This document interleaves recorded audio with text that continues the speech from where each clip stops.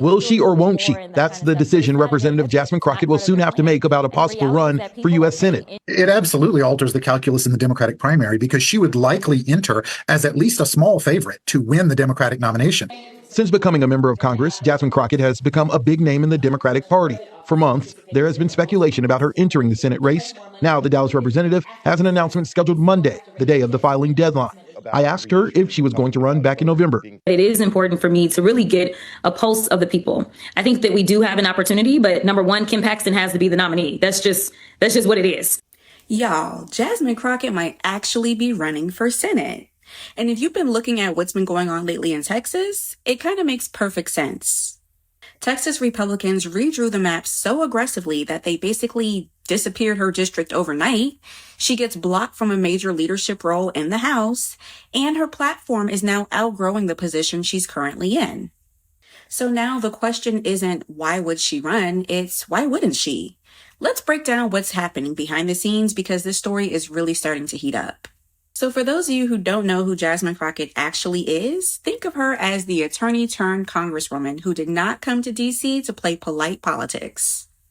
Before she ever touched Capitol Hill, Sis was a civil rights lawyer in Texas, jumping into protest cases, fighting voter suppression, and basically becoming that person who shows up when things get messy and everyone else wants to run away and hide.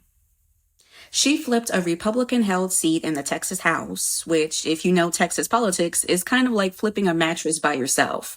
Possible, but not easy. And once she landed in Congress, her vibe was instantly recognizable. Our girl is sharp, fiery, and absolutely to light up a hearing room if someone tries her. That mix of legal chops, charisma, and zero-nonsense clapbacks has made her a breakout name on political Twitter, cable news, and yes, the group chats. She's got that rare kind of political energy where you either fully agree with her or you're glued to the screen waiting to see what she says next.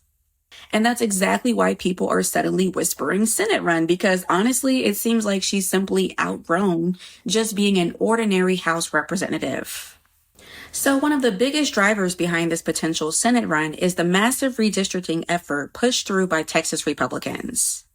These weren't just small adjustments. These maps were drawn with surgical precision and were designed to secure long-term control of key districts. The Supreme Court's decision to uphold the new Texas congressional map basically pushes Crockett out of her District 30 seat and would force her to find a new district to run in if she wants to remain in Congress. Fucked up, right?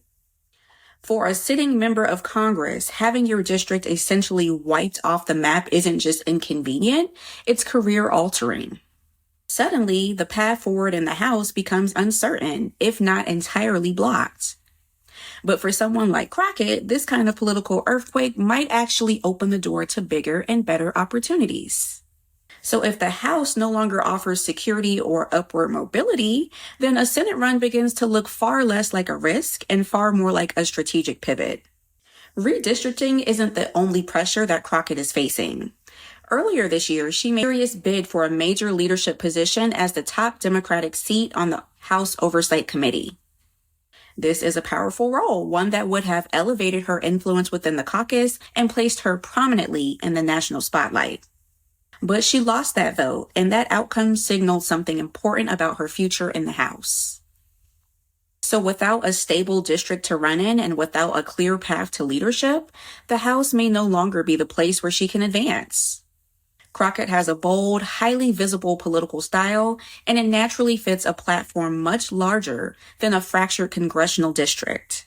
A Senate seat, on the other hand, offers statewide visibility, national fundraising potential, a 6-year term, and far stronger media presence.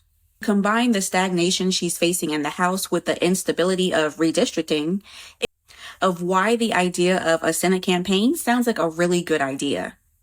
So I think the real question here is, how would she perform if she actually entered the race? In a Democratic primary, she would enter with unusually high name recognition, especially among Black voters, young voters, and urban Democrats across the state. Her regular national TV appearances, strong online presence, and reputation for forceful committee performances gives her a base of support that many potential opponents simply wouldn't have and can't just build overnight. Analysts estimate that she could begin a primary with somewhere around 25 to 35% support, which is a remarkably strong starting point and more than any other candidate. And when it comes to the general election, Texas remains a red state, but recent cycles have shown gradual shifts to the left. Democrats typically trail by 5 to 8 points in generic statewide matchups, but turnout changes and demographic trends make the landscape more competitive than it ever was before. So don't get me wrong, Crockett would still face an uphill battle. Any Democrat would. But she has a unique ability to energize the base, attract national money, and draw sharp contrast with Republican opponents. So that combination could help her outperform traditional Democratic numbers, especially in what is going to be a high turnout year. So winning wouldn't be easy, but it wouldn't be impossible either. So I, for one, am definitely looking forward to a potential announcement tomorrow. Has a press conference scheduled for tomorrow, December 8th, which is the official Texas filing deadline. So now I want to hear from you. Do you think she can actually win a statewide race in Texas? Drop your thoughts in the comments, and if you can, please subscribe. I am trying to hit my first 1,000 subscribers. Until next time.